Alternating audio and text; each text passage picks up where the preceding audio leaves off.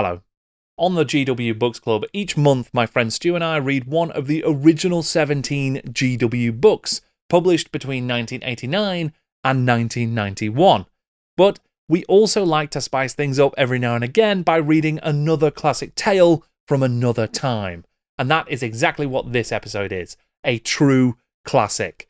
We have read one of the earliest Gotrek and Felix books written by William King, a very early Black Library novel, and a collection of short stories that explore a really fantastic set of villains.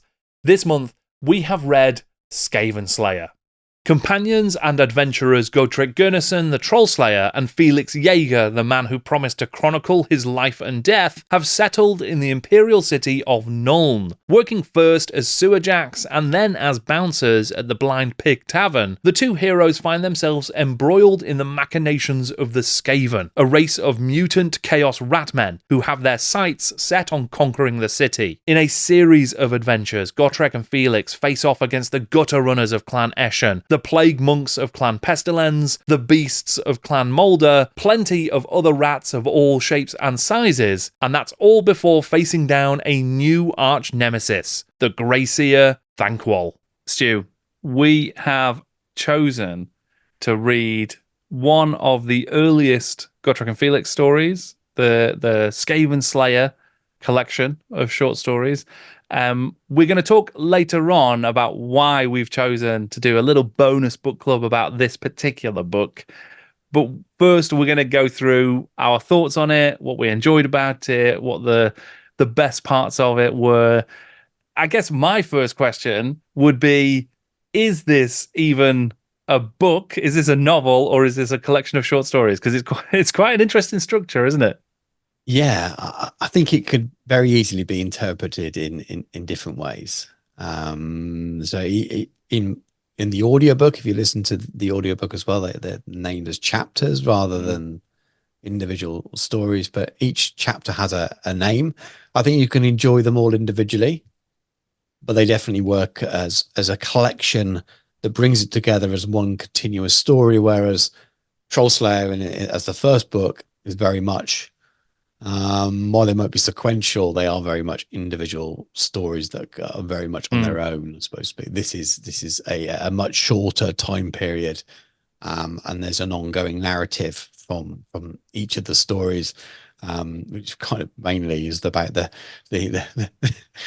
problems of poor Thanquol, really, isn't it? yeah. Thanquol is definitely the third main character of the book. Yes, and it's his epic quest, his epic adventure to try and invade and take over Nuln. And he's I was going to say he's constantly thwarted by Gotrek and Felix, but he's not really. He's kind of thwarted by himself a lot. By himself, and Skaven being Skaven, thwarting each other because because of rivalry, because of incompetence, and it's perfect. I'd never read this book before.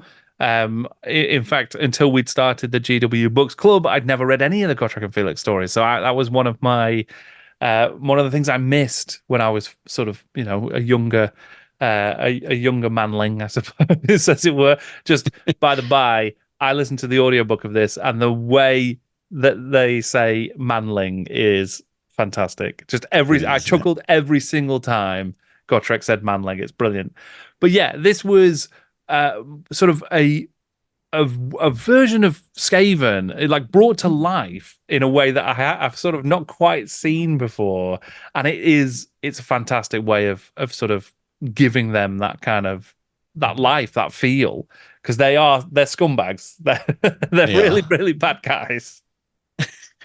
But they're hilarious at the same time. And this is long, I think, been my favorite of the Gotrek and Felix books.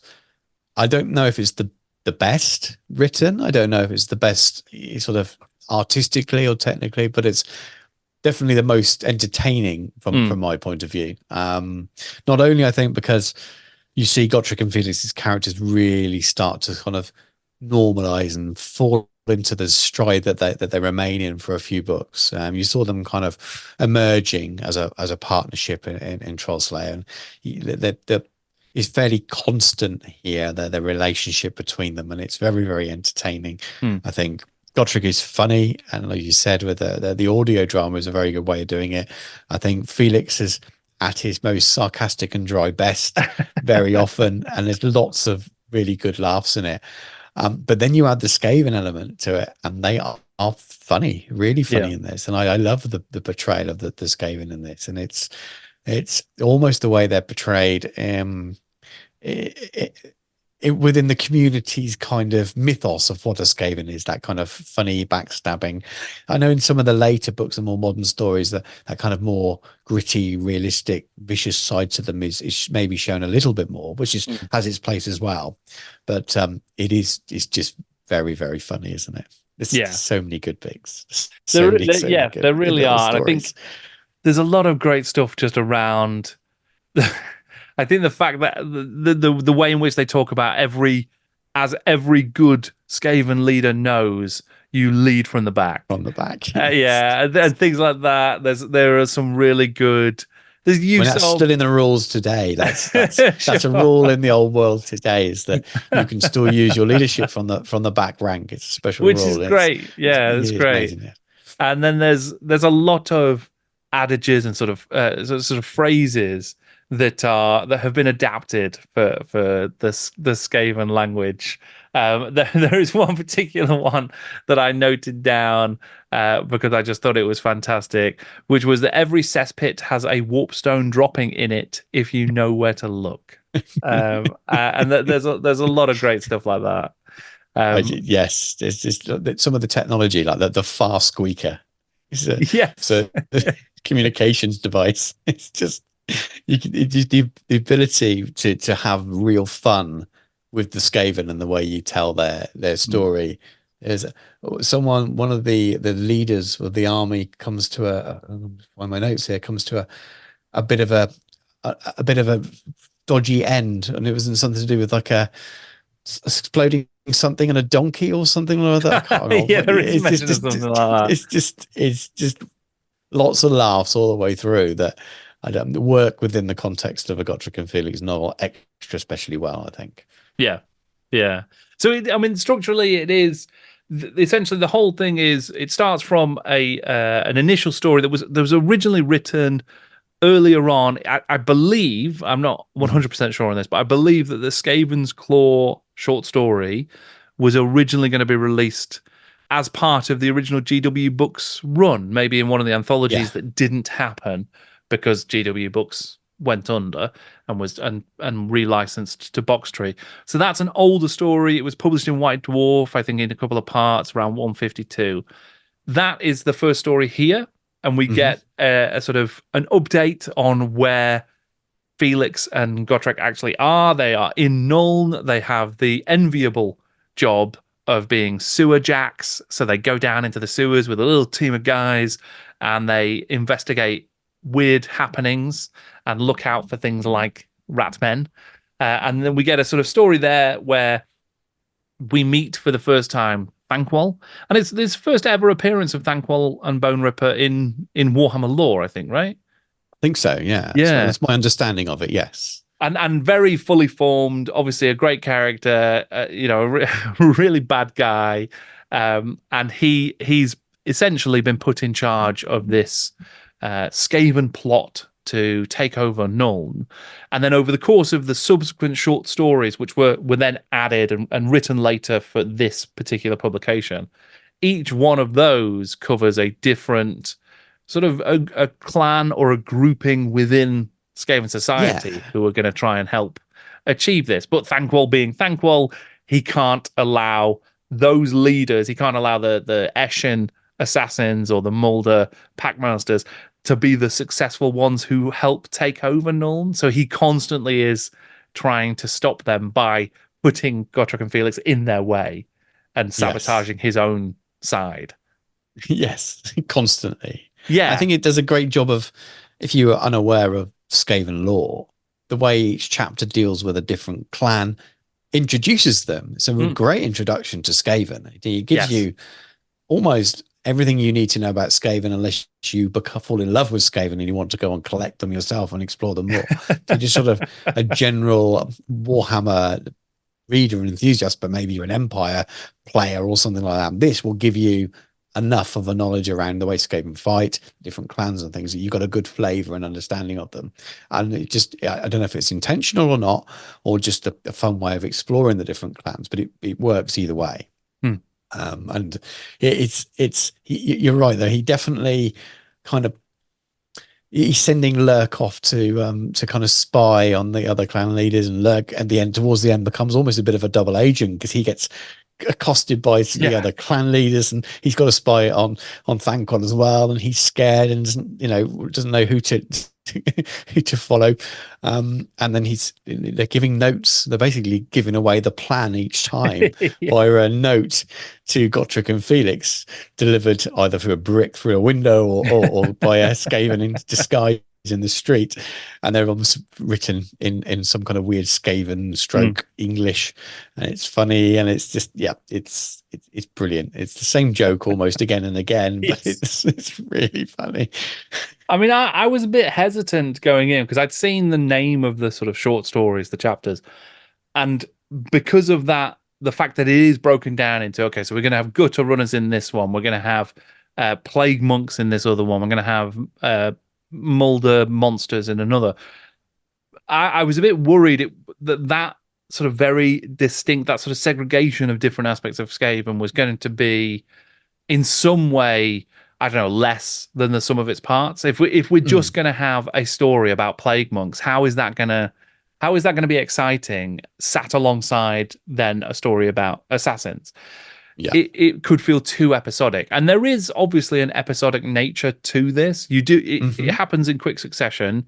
There's this escalating sense of threat as the city of Nuln starts to come under, well, bio attack essentially, because of the introduction of a plague, and things then get worse and worse as a result of that.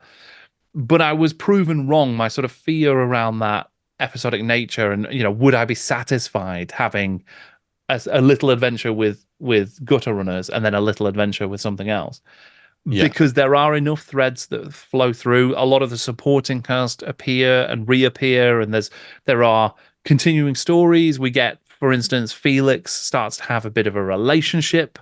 The Gotrek and Felix end up working in a bar, a sort of a dodgy tavern called the Blind Pig, and a lot of the characters who are there, including Felix's new paramour, are there throughout the story. So you do get to see those storylines evolve and sort of and continue. There's also some really cool stuff with Felix's own backstory and his family, and you get to see his brother and where he comes from. And I don't know if it was an intentional red herring, but there were a few things there where I thought, oh, there's going to be a betrayal here. We're going to get some people turning on Felix later on, but it doesn't play out in that way. It's sort of more straightforward, and I think better for it. Because the villains are mostly the Skaven, right?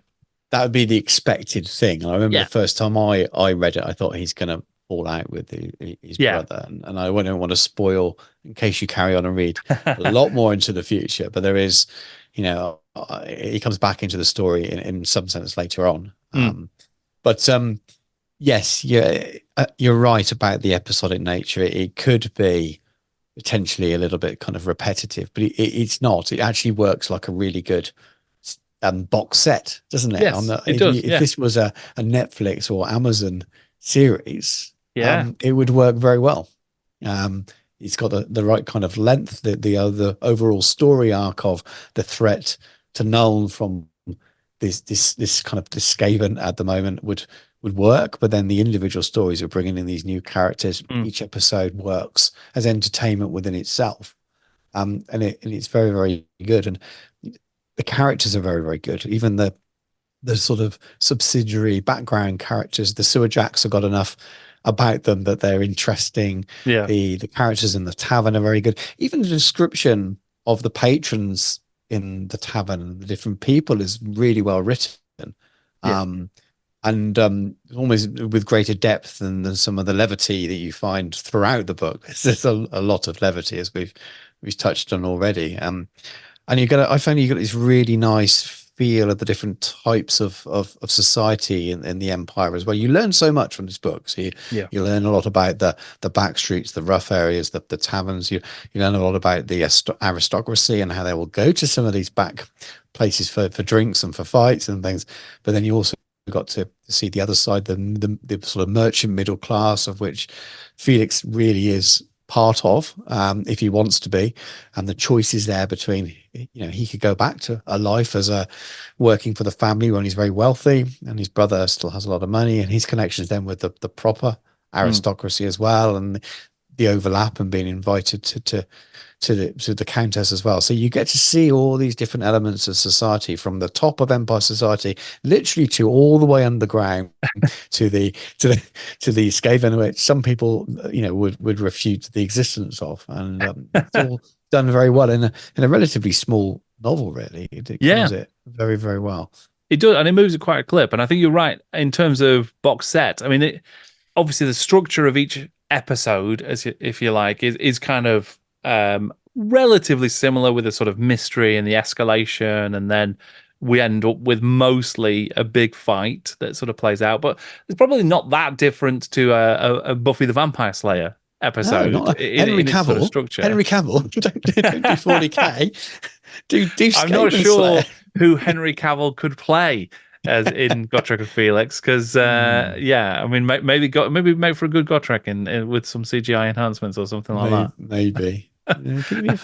He could play some of the bouncers at the Blind Pig for sure. Yeah, I think we get some really interesting. You mentioned the sort of how funny a lot of the Skaven characters are, and we get different almost captains from within the different sort of the types of Skaven society. So we get Chang Squeak, who is the gutter runner captain. There is Heskett One Eye, who's the engineer.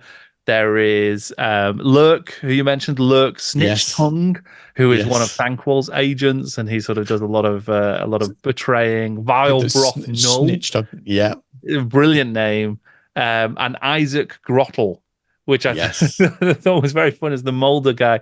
But yeah, they're all very distinct. Or they're all, there's a little bit of sort of Warhammer silliness to some of these guys, and there's some silly stuff happens with them, but they're also quite threatening.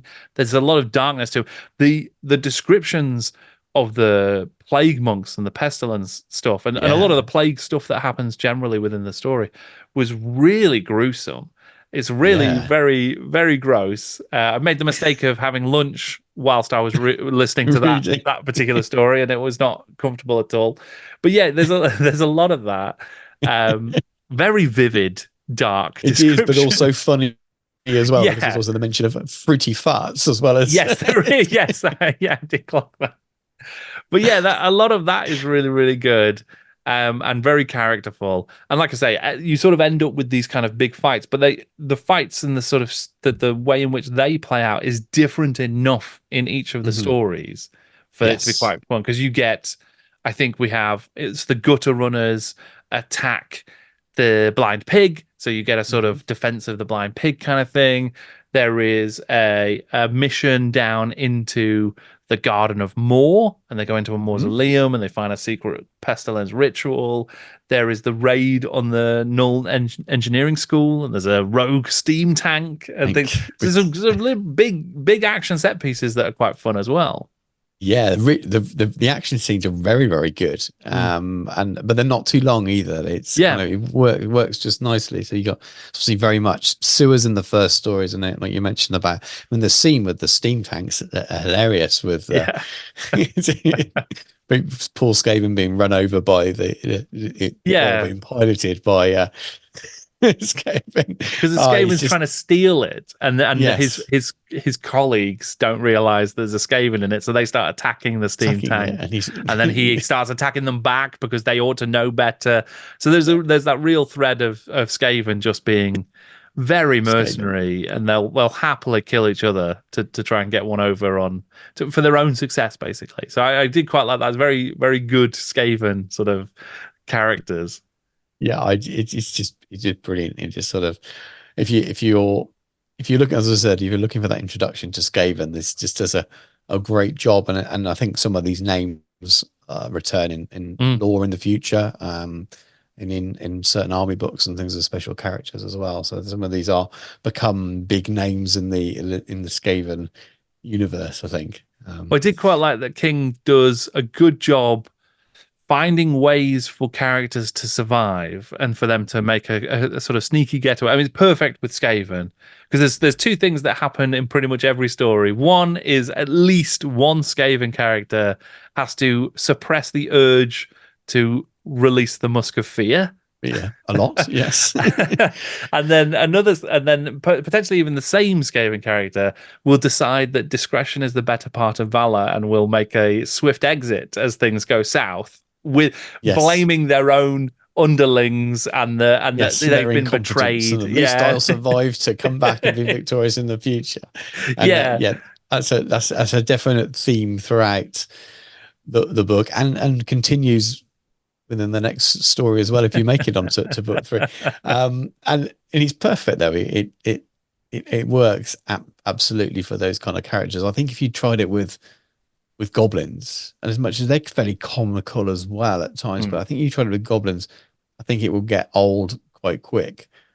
But because it's Skaven, that's the repetitive nature of how bad they are, and it is the joke, and it works. And you're waiting for those pesky kids foiled again kind of moment, aren't you? It's that kind of so it is very, very good. But it is character driven failure because you're right. If you did it with goblins or orcs or some other race, their failure would have to be because of the hero's actions. And yes, Gotrek and Felix do heroic things and are there at the right time in the right place, thanks to Thanquol often. But it is very much that character driven. The Skaven can't succeed in this, despite having all the manpower, despite having the technology and everything in place for them to win. They defeat themselves again and again and again because they are so sort of, they're vain. They want the success for themselves. That greed destroys their chances of winning because they will betray each other very readily. Yes. That's the underlying thing is how much they're in it for themselves, or whether that's just the most basic of survival. They're going to survive because they're going to run away.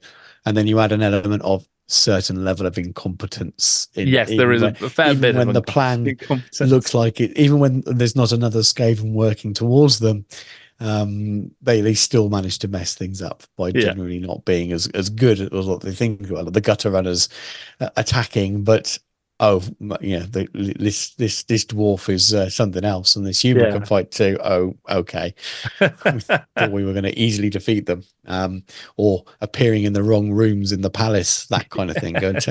So it's an ongoing story of failure, but amusing all the way through. And I think you learn. I already mentioned you learn all about society, but you learn about more and worshipping more and how that works as well. I think that's quite useful. You find out a little bit about the relationship between empire cities and the towns and the villages when they're talking about plague and scared of people coming from the villages and spreading the plague and things like that. So there's so many kind of layers that you don't always get in some of the novels that came in the period after that. I think they've changed again now. I think the writing seems to be a little bit more rounded in that way, but things got very kind of for 40k bolter porn or just sword slashy, and it doesn't feel there's plenty of action in this book, but it doesn't feel that the focus is just on the action. There's so much other underlying detail and well written characters, even when they're very small. Even if there's not lots of depth to them, there's still enough there, or well written enough that you can imagine the depth rather than it's just being expected that you kind of make it up. So I agree, and I think it's one of the things I enjoy about King's writing. It's similar to the Kim Newman sort of writing as Jack Yeovil. They always find time to explore a character, even an incidental character who's only there to show our heroes into the morgue, for instance. We'll still get a little bit about his internal world. We'll learn, what does he care about, or why, what are his thoughts on this particular thing. So you do get a little bit more than just point to point to point to fight. And I think part of that comes from the fact that King obviously loves the Warhammer world, but is definitely a woof-up role player and Yes. is doing the kind of world building you would do as a games master. So Yeah. you're Yeah. I can see getting, that. that the blind pig and the characters who inhabit the blind pig, they're drawn out as these are NPCs that you could interact with because as a GM, I've built their whole little backstory and I know what they're up to and what's going on. And, it feels like you get all that. So, because there was a particular, I think it's Heinz is the name of the landlord Yeah. at the blind pig, and we get loads of stuff about his own backstory as a mercenary and his life and his marriage to, I think it was old Lottie, and what happened there and a bit of tragedy with that. And I was certain after having that little bit of information that he was about to die to some gutter runners in the basement, because it's really Yes. built in that way. That whole sequence is built to basically get you to that point of being sad about his death. But that's not what happens. He then goes on to be a part of the story for the rest of the book, and we care about him now. He's like he's only a background character, but he is a sort of well-written and well-rounded background character who makes Gotrek and Felix's story a lot richer, I think. Yes, yeah, I think that's done very well. You see it with Alyssa as well, to a certain extent, where it'd be very easy for her to become a bit of a throwaway love interest, but you get to see their relationship change over the course of the story. And as is always the way with Felix at the end, he never gets the girl. He's very un-Hollywood, whereas quite often the struggle and then the girl comes at the end, whereas it seems to be the other way around him. They seem to throw themselves at him to start with, but at the end of it, they leave or die or. I mean, maybe they're just like he's just a boring guy in the end. Yeah. So they can't live with him. But yes, she goes back to her childhood love, right? I really like that he offers. You feel he's always really honourable and said, was like, yes, you should go back to your village with your childhood love. Do you want some money? And it's just like, no, it's okay, because she's already nicked it from him. It's just little. It's that's the kind of stuff that happens to Felix. Is kind of even when he's being good, he gets kicked twice. And this again, this theme continues through later stories and his being unlucky with love in one way or another. But I'll let you experience that yourself as you get to read more Gotrek and Felix. Well, you did. I feel you might do now. I'm definitely going to be reading some more, yeah, for certain. But you mentioned that, like, we've kind of found that rhythm now with Gotrek and Felix as characters. Because I agree. I think obviously there's a narrative that runs through the first collection. So Trollslayer is a collection of stories, which includes several of the short stories that were released by GW Books. In that, we get a slightly different relationship between Gotrek and Felix. It's not antagonistic, but it's certainly not friendly, really. Yeah. They are on the same journey, sort of out of necessity and happenstance.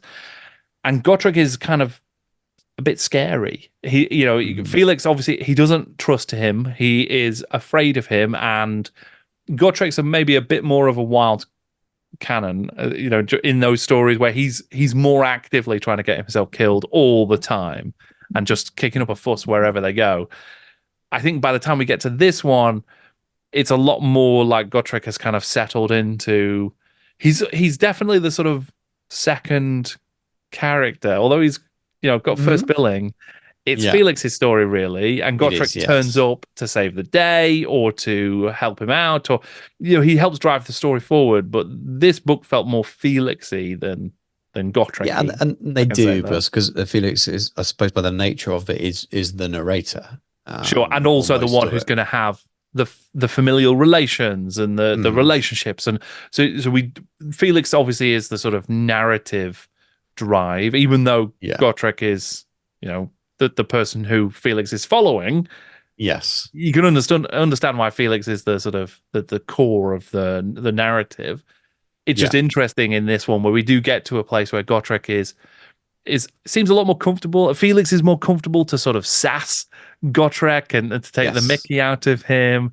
Gotrek isn't just constantly like charging into the sewers. He has a job. He's happy to do it. He still wants to fight and he still wants the honorable death, but he's more reasonable, I guess. Yes, yeah.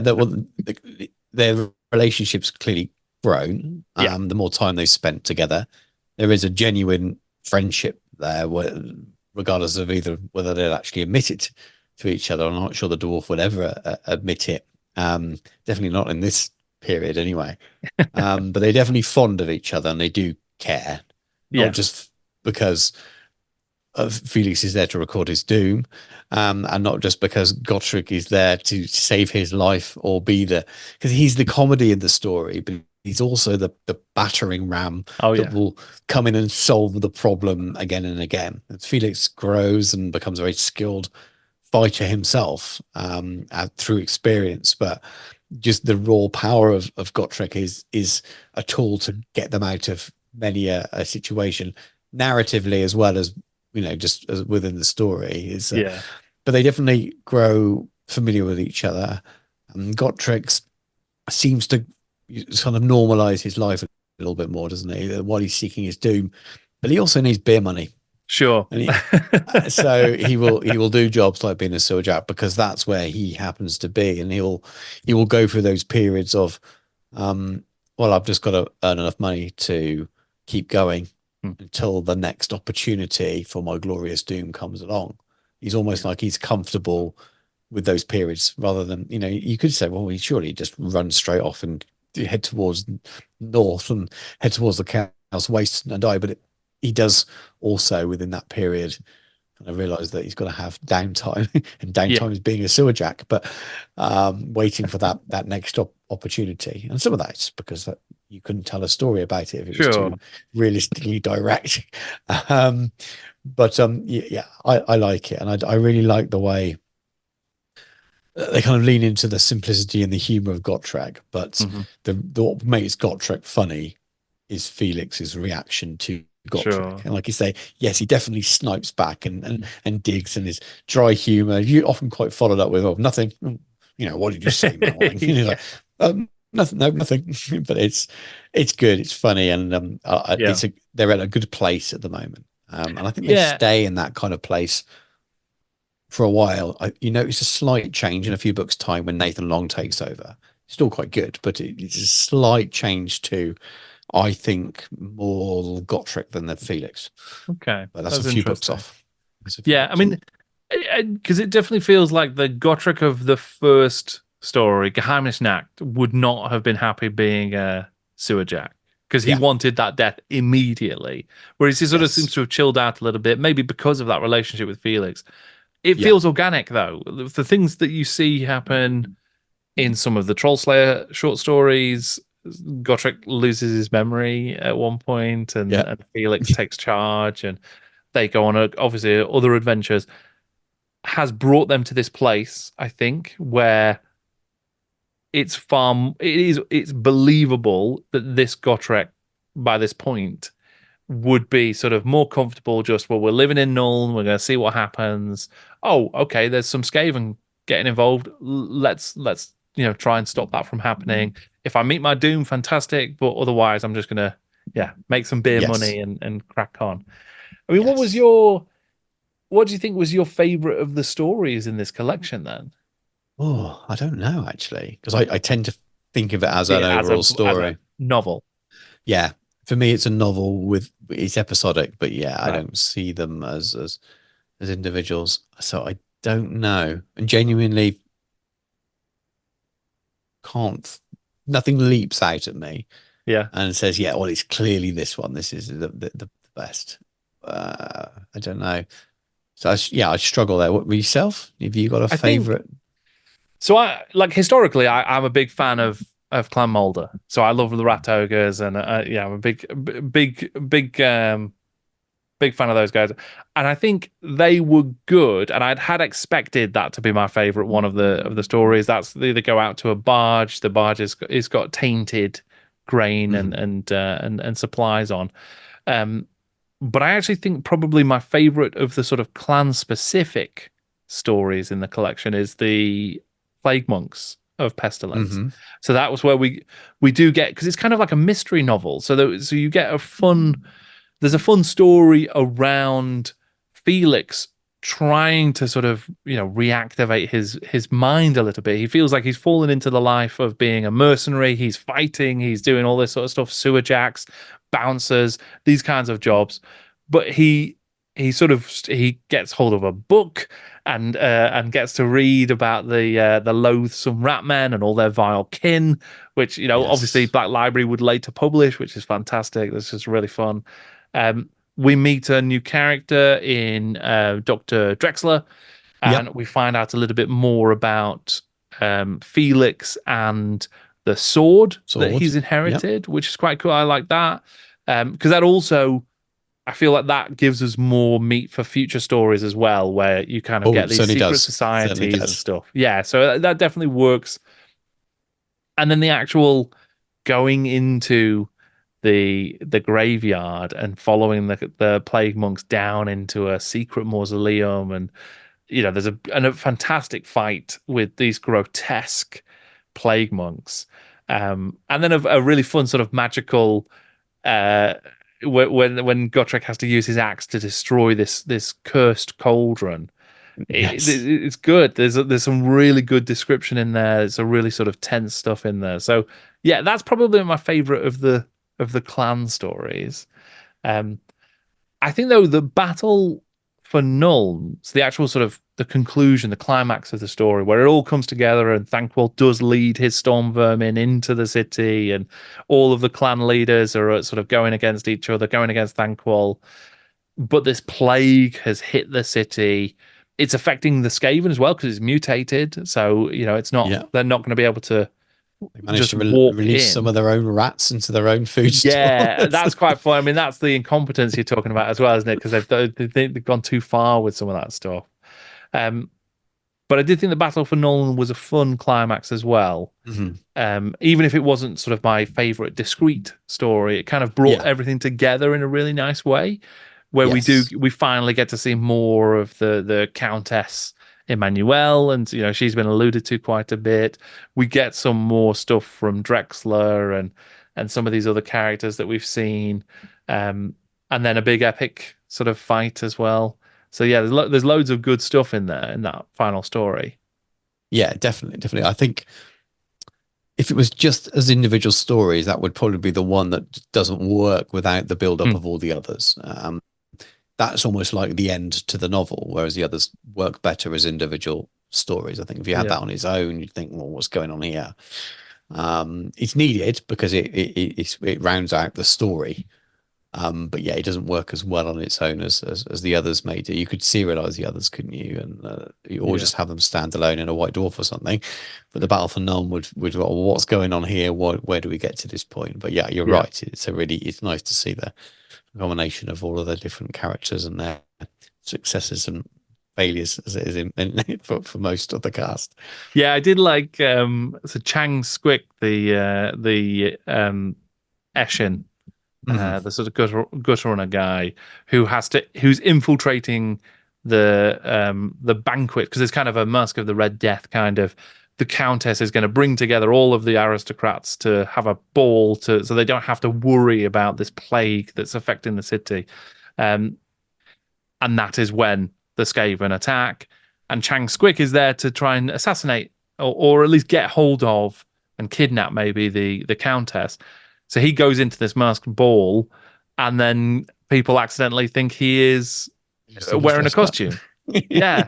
And then he decides to go with it and wanders into the car, and then there's just this visual of him eating like a almost like a cheese puff savory just amongst these patrons of this party, which was really fun. I enjoyed that a lot. And then Thanquol turns up and finds him and at first thinks he's somebody in a really good Skaven costume, and then Yes. Yeah, he recognizes was going him. to kill him. Yeah, Yeah, it's very well done. it's great. Yeah, it's really, really good. Yeah, Um, I agree. And I suppose it's quite vicious there as well because you've got the comedy of Thanquol threatening to kill Squick, and Script pleading, so no, it's really me. I'm a real Yeah, Skaven. But then, while trying to find out the location and the of the Countess, he's Thanquol is just blasting yeah, just members of vaporizing the people. entourage, just killing them. Yeah, So it's you got this kind of brutal. comedy to this kind of brutal. Right, if you don't tell me where she is, I'm going to kill you. I don't Yeah, know. Zap next, zap, and it's kind of this is always edging on dark there, isn't it? it It's is dark. amazing what you Yeah. can get away with in terms of level of darkness when you've got Skaven there Mm. because they're so funny in so many ways. You can get away with something that if that was just a I don't know, maybe if it's a Chaos Worshiper or something, that would feel a lot darker and a lot more depressing, wouldn't it? A lot more Mm. visceral. But something about Skaven makes it well, just makes you kind of gloss over those kind of things a little bit more.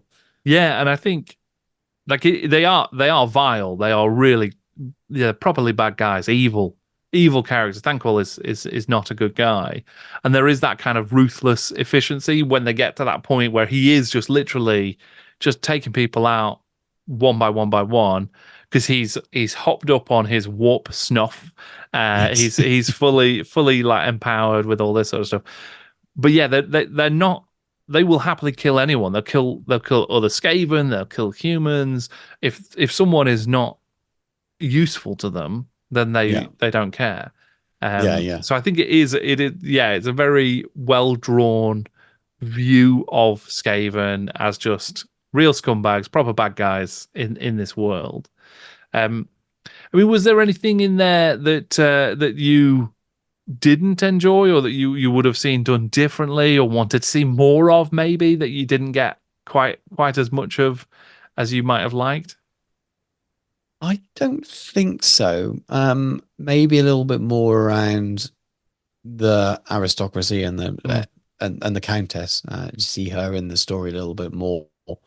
Um, those kind of stories are covered well in later books. It's harder to go back now and think of it through the lens of just reading this one. But yeah, I kept expecting that to be dealt with a little bit more, mm. and Felix to be involved with some of that class a little bit more. But not really. No, it's as I said, it's hard to find things I didn't like. It's I think, as I said, I think it's my favorite of Yeah. all the Gotrek and Felix books.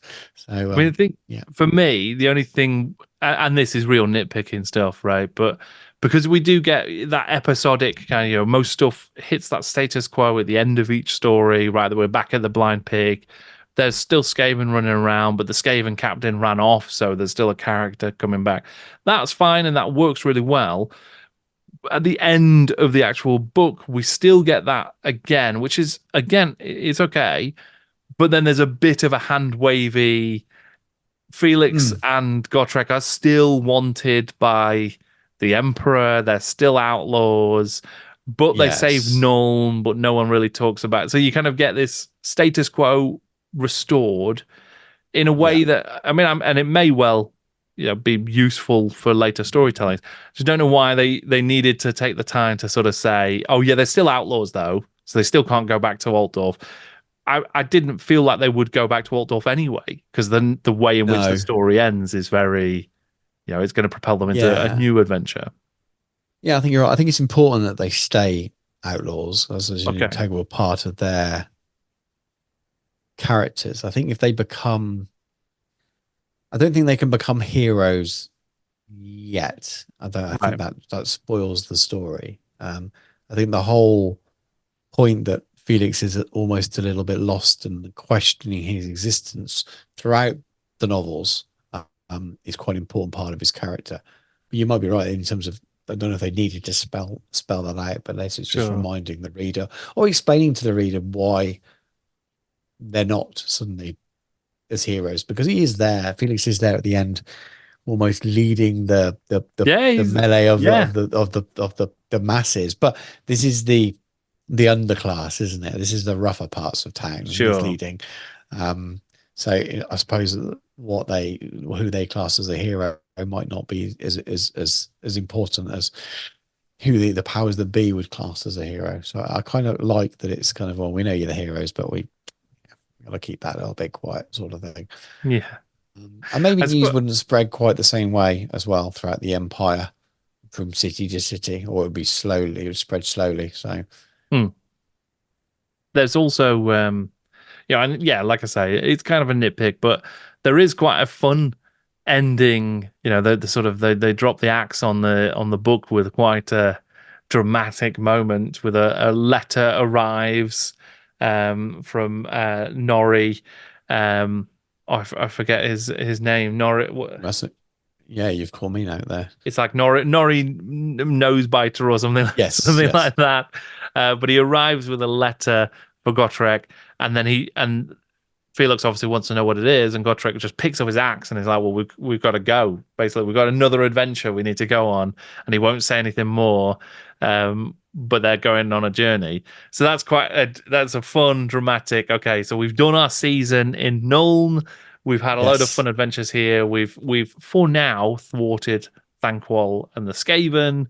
The city is safe. Now we're going to go presumably into Gotrek's sort of backstory, and we're going to get this letter arrived for him specifically, so he's Yes. obviously going to be drawn into a story that's more meaningful for him. So that's a really exciting way to end the book, I thought. Yeah. And again, it's very much like a TV series, isn't it? That kind of, Yeah. oh, there's gonna be another season. There's gotta be because of where they left it. I imagine, and I think that I can't remember. I don't think there was a long distance between this book and the next one, if I'm right. I can't remember the dates, but I've got a feeling that they're relatively close. I imagine it was very much They knew it planned, was coming. Yeah. wasn't it? I think this and First Ghost novels were the first two Black Library novels, potentially from the proper launch. Were they the um launch titles for I think Black well, it's a Library? Troll Slayer might have been. Yeah, I'm not. Trollslayer might have been. Yeah. Yes, yeah, and this was fairly quickly afterwards then. But yeah, Yeah. I think it might Trollslayer and First and Only, isn't it? The first Ghost novel. So I think this is very early days. Strong start. Yeah, yeah, very, very, very on both counts. Both counts. So But then the um, next one after this, then so I did a sneaky little check. So this is Demon Slayer, I think is next, right? mhm. Yeah, I Yes, mean that's yes. that's promising. Yeah, they're good. They're good. They stay good for a while. I don't think any of them are really bad, if I'm honest with you. Even Hmm. the modern ones in the Mortal Realms, they're just different. Hmm. They're definitely the authors that took over still do a good job of it. I remember reading quite a few of them, and I think there might be a couple I haven't read now. I've listened to a couple of the short stories in the Mortal Realms are interesting, but I really enjoyed all of the King ones, and I think the Nathan Long ones follow up very nicely afterwards. I mean that's pleasing to hear, yeah, because I've really enjoyed what King's done with this and Troll Slayer and those short stories. So yeah, I'm fully in now with Gotrek and Felix. Very You very just need the excited to time. You just yeah, need the just need time the to go time to read through. them. But before we talk about why we selected Skavenslayer for this sort of bonus episode, I'm gonna I can predict what you're gonna say here, Stu. But is this a thumbs up or a thumbs down for you? This book? Huge thumbs up. So, yeah. I would give it a thumbs up as I need a well. big foam hand to bring prop the bring. Yeah, I mean it was fun. It was really good. A great collection of shorts that do come together to be this longer form narrative with some really satisfying resolutions, good comedy, good bits of like gross horror, really characterful. Yeah, it's a big thumbs up, I think.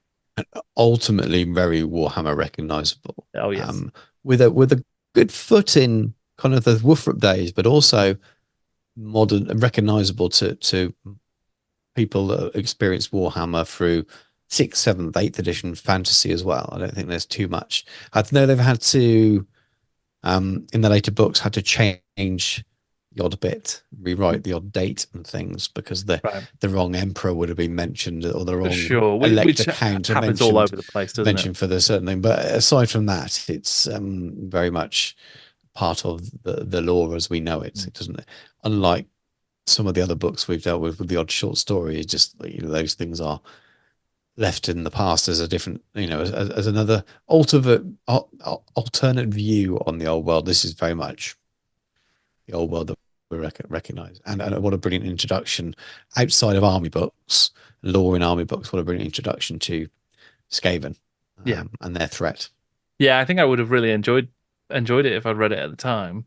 Yeah, I mean, and also it's great that it's the continuity of the characters. Yes, there's a slight sort of evolution and change from where they were at the end of Wolf Riders, Mm. but it's something like 5, 6 or so years between those Yes. shorts and then the Trollslayer release, but it doesn't feel like this is a completely different time. The author is a King is able to capture whatever it was he was channeling when he was writing the first short stories.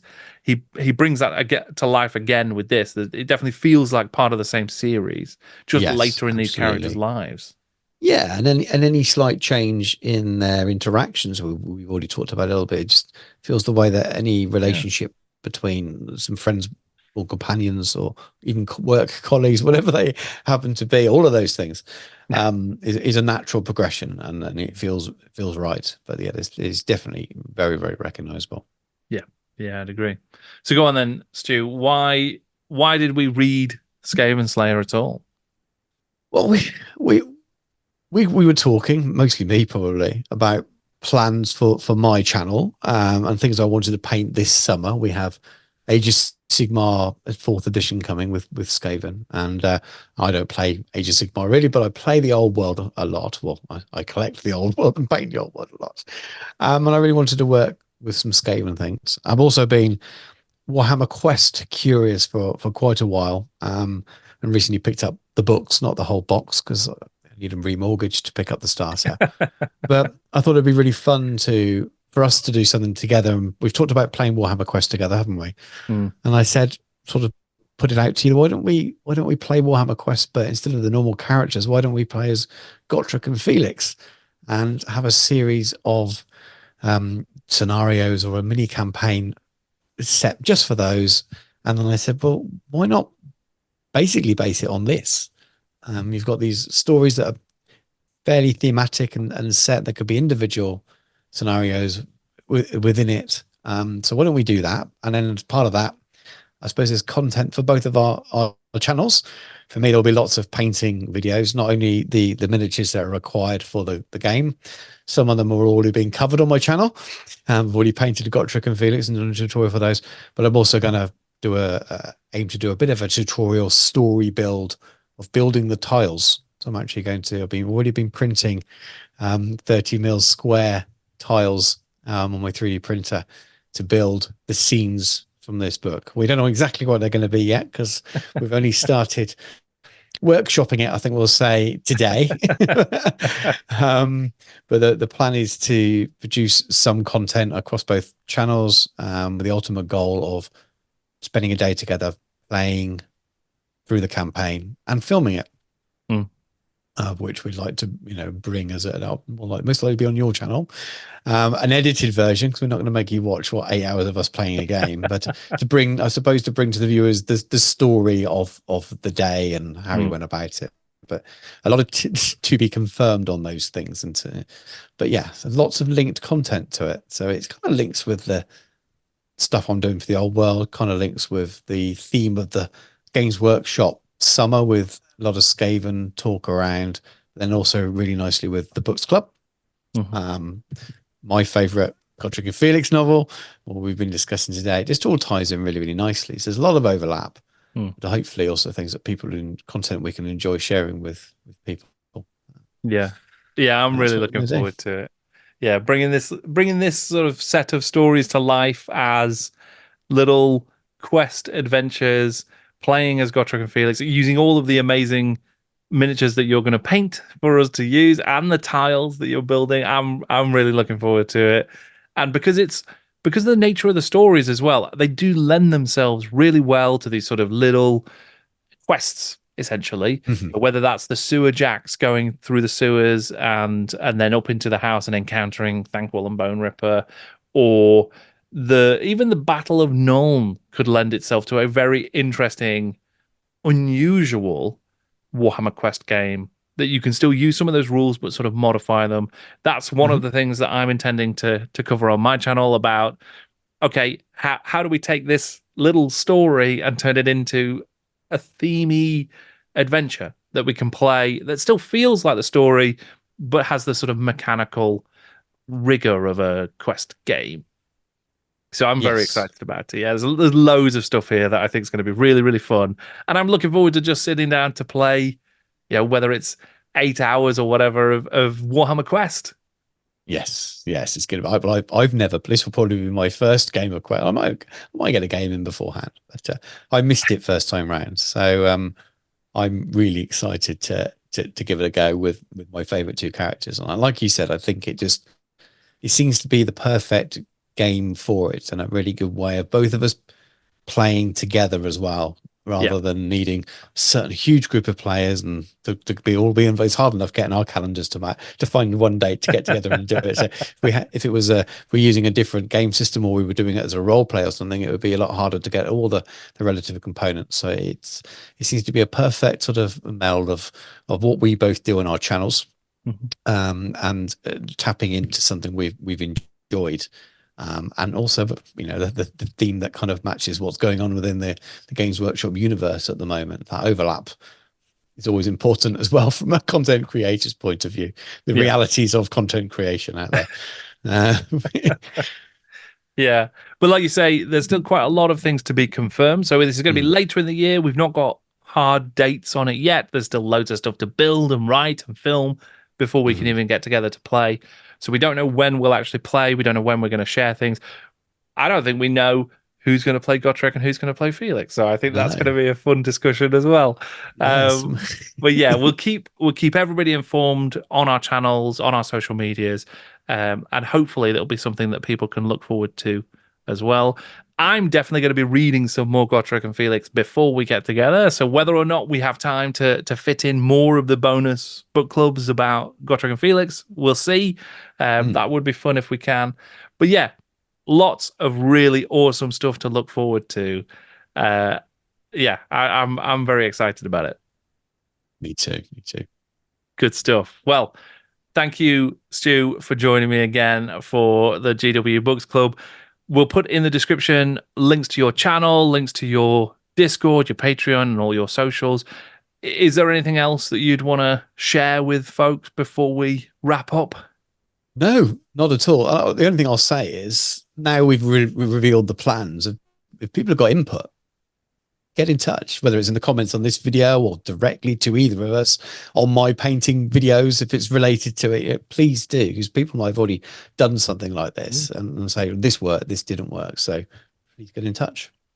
Yeah, great point, because there's loads of fun characters. What kind of models? Obviously, the Skaven, like the actual troop types, are all pretty obvious, but there's loads of interesting Skaven characters. What are the best miniatures to represent them? Are we going to do steam tanks for the engineer school? These kinds of things. What kind of fun ideas might people have for objective rooms and scenarios? All that sort of stuff. I totally agree. Let us know, because it's an epic project. So the more sort of input and ideas, the better, I think. Yes. But yes, I will also share in the description below links to my Patreon and my social medias and all that sort of stuff. So you can come and follow me and come and follow Stu. There's going to be more book clubs coming soon. We're actually going to be doing one about, it might be out already, but we've got the 40k GW books. We've finally arrived at those. So we're doing Deathwing and Inquisitor. Then we've got some more Dark Future, and then some more Warhammer Fantasy as well. So lots of awesome stuff on the book club. But for now, thank you very much for watching. I'm Jordan, and this is Jordan Sorcery.